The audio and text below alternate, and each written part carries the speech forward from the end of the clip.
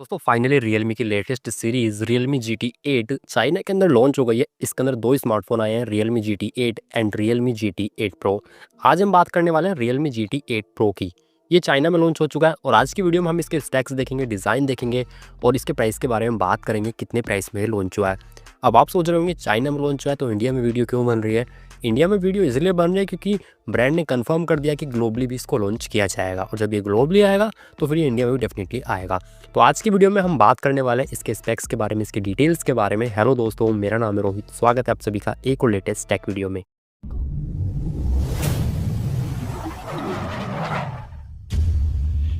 सबसे पहले तो मुझे कोल्ड हो रहा है और आपको आवाज़ थोड़ी सी यानी कि ऑडियो थोड़ी सी डिफरेंट आ रही होगी, उसके लिए आप एडजस्ट कर लेना, है ना, क्योंकि आवाज़ चेंज हो गई कोल्ड की वजह से। और इस वीडियो को लाइक करके ज़रूर जाना, आपके एक लाइक से काफ़ी सपोर्ट मिलता है, तो प्लीज़ लाइक करके ज़रूर जाना और चैनल पर नहीं है तो सब्सक्राइब करो ऐसी अमेजिंग वीडियोज़ देखते रहने के लिए। सबसे पहले हम बात करेंगे इसके डिज़ाइन के बारे में। Realme GT 8 Pro के अंदर अलग क्या है, इसके अंदर पता क्या अलग है, ये कस्टमाइजेबल डिज़ाइन के साथ में आता है। अब कस्टमाइजेबल का मतलब ये नहीं है कि पूरे डिवाइस को आप कस्टमाइज़ कर सकते हैं या पूरे डिज़ाइन को कर सकते हैं। जो पीछे कैमरा बम्प है उसको आप कस्टमाइज़ कर सकते हैं। कहने का मतलब ये है, जो एक्चुअल कैमरा है वो तो है ही इसके अंदर, लेकिन आप उसका जो ऊपर का फ्रेम बोल सकते हैं उसको आप अलग अलग तरीक़ों से चेंज कर सकते हैं कुल मिला के। क्योंकि इसके बॉक्स के अंदर एक स्क्रू ड्राइवर भी आता है, 2 स्क्रू आपको खोलने होते हैं। उसके बाद में आप उसका जो फ्रेम है उसको चेंज कर सकते हैं। आप स्क्वायर लगा सकते हैं, आप राउंडेड लगा सकते हैं और भी काफ़ी सारे ट्रांसपेरेंट भी मिलते हैं। आप कोई भी लगा सकते हैं और आप चाहें तो ना भी लगाएं, ऐसे भी यूज़ कर सकते हैं। तो इस तरीके से कस्टमाइजेबल है, आपको जिस तरह का कैमरा कटआउट चाहिए आप उस तरह का इसमें फ्रेम लगा सकते हैं।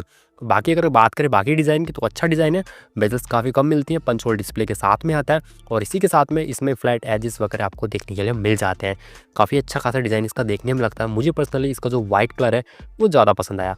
आप मुझे कमेंट करके ये बताना, ये जो कस्टमाइजेबल डिज़ाइन है ये कितना ज़्यादा प्रैक्टिकल लगता है आप लोगों को और लगता है कि ये यूज़फुल है या फिर बस एवं ही है। और डिज़ाइन के बाद चलिए बात करते हैं इसके कुछ स्पेक्स की। तो हम स्टार्टिंग करेंगे डिस्प्ले से। इसमें आपको 6.79 इंचेस की 2K प्लस के रेजोल्यूशन वाली एक OLED डिस्प्ले देखने के लिए मिल जाती है। इसके अंदर 144 हर्ट्ज का रिफ्रेश रेट दिया गया है और 7000 निट्स की पीक ब्राइटनेस दी गई है।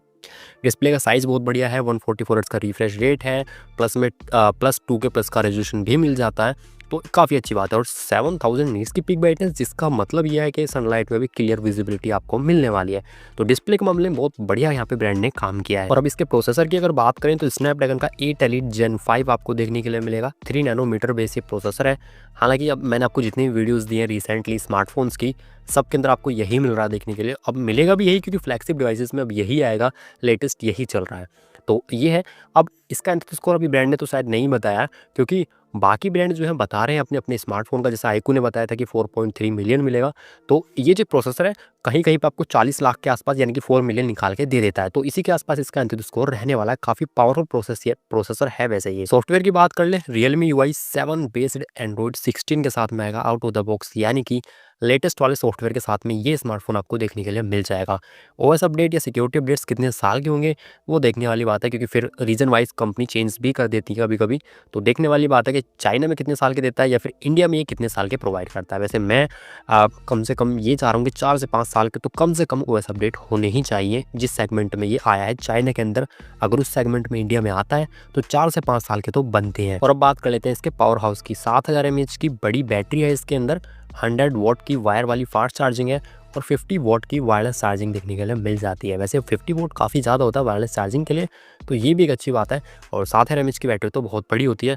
ऑल्दो चाइना के अंदर जो ये मॉडल आया है यानी कि Realme GT 8 Pro आया है, उसमें बॉक्स में अडेप्टर मिल जाता है। अब इंडिया के अंदर देखते हैं मिलता है नहीं मिलता। वैसे Realme अडेप्टर दे ही देती है, तो मोस्ट प्रोबेबली इंडिया के अंदर भी शायद ये अडेप्टर आपको प्रोवाइड कर दे। और फाइनली अब बात करते हैं इसके कैमरा सेटअप के बारे में। Triple camera setup rear side में मिल जाता है आपको। मेन कैमरा 50 मेगापिक्सल का मिलता है 1.8 के अपर्चर के साथ में विद OIS ये आता है। इसके अंदर आपको रिकॉन का GR एंटी क्लेयर कैमरा सेंसर देखने के लिए मिल जाता है। रिकॉन के साथ इन्होंने पार्टनरशिप की है। सेकेंडरी कैमरा 50 मेगापिक्सल का एक अल्ट्रा वाइड एंगल लेंस दिया गया है और थर्ड कैमरा इसके अंदर 200 मेगापिक्सल का सैमसंग के HP5 सेंसर के साथ में आता है। ये एक पेरिस्कोप टेलीफोटो लेंस है और ये आपको 3x के ऑप्टिकल जूम के साथ में देखने के लिए मिल जाता है। तो ये पूरा कैमरा सेटअप है इसका रियर साइड का। अगर मैं फ्रंट की बात करूँ तो 32 मेगापिक्सल का सेल्फी कैमरा इसमें आपको दिया गया है 2.2 के अपर्चर के साथ में। कैमरा सेटअप बहुत लाजवाब है इसके अंदर। और सिर्फ मैं अगर टेलीफोटो की ही बात कर लूँ तो अच्छा खासा टेलीफोटो सेंसर दिया गया है और अच्छा खासा मतलब 200 मेगापिक्सल का दिया गया है। अगर आप टेलीफोटो लेंस को काफ़ी ज़्यादा यूज़ करते हैं या फिर यूज़ करते हैं तो डेफिनेटली एक बहुत बढ़िया सेंसर और एक बहुत बढ़िया कैमरा आपको इसमें देखने के लिए मिल जाता है। और अगर इसके कुछ अदर स्पेक्स की बात करें तो इसके अंदर IP66, 68 एंड 69 की रेटिंग मिल जाती है। इसके अंदर आपको इन डिस्प्ले फिंगरप्रिंट सेंसर मिल जाता है, स्टीरियो स्पीकर्स मिल जाते हैं, 3.5 mm का जैक नहीं मिलता और चाइना के अंदर इसके अंदर आपको NFC भी मिल जाती है। जिस सेगमेंट में ये आता है मोस्ट प्रोबेबली इंडिया के अंदर भी आपको इसी स्मार्टफोन में जब ये आएगा NFC देखने के लिए मिल जाएगी। और चलिए अब इसके हम वेरिएंट्स की बात कर लेते हैं। हालांकि मुझे नहीं पता कि इंडिया के अंदर ही सेम वेरिएंट्स रहेंगे या कुछ चेंज होगा, बट फिर भी देख लेते हैं कि चाइना के अंदर किस किस वेरिएंट में आया है। रैम की बात करें 12 GB और 16 GB दो वेरिएंट्स में आया है। LPDDR5X रैम है। स्टोरेज इसमें 256, 512 है और 1 TB तीन स्टोरेज के ऑप्शन मिल जाते हैं UFS 4.1 के साथ में। अगर मैं इसके बेस वेरिएंट की बात करूं 12,256 का वो आता है। चाइना के अंदर उसका प्राइस है 3999 युआन। अगर मैं इंडियन रुपीस में कन्वर्ट करके बताऊं तो 49,440 रुपीज़ यानी कि 49,440 रुपीज़ में ये आपको इंडिया में देखने के लिए मिल जाता है। मतलब इंडियन करेंसी के अंदर इस फ़ोन का प्राइस अभी इतना है, ठीक है। अभी इंडिया में आएगा, अभी तो लॉन्च डेट भी कंफर्म नहीं है। दिसंबर में, जनवरी में देखते हैं कब आता है। मोस्ट प्रोबेबली दिसंबर तक आ जाना चाहिए। बाकी जब ब्रांड कंफर्म करेगा इसकी लॉन्च डेट आ जाएगी तो हम इसके बारे में बात करेंगे कि इसके अंदर क्या क्या चीज़ें हैं।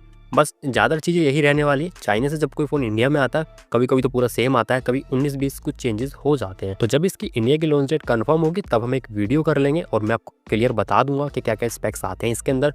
मोस्ट प्रोबेबली डिज़ाइन और सारी चीज़ें तो यही रहने वाली है। आज के वीडियो में इतना ही। आपको फ़ोन कैसा लगा मुझे कमेंट करके बताना, वीडियो को लाइक करना, शेयर करना, चैनल पर सब्सक्राइब करना। मिलूंगा आपसे ऐसे किसी नेक्स्ट टेक वीडियो में। तब तक के लिए जय हिंद, वंदे मातरम।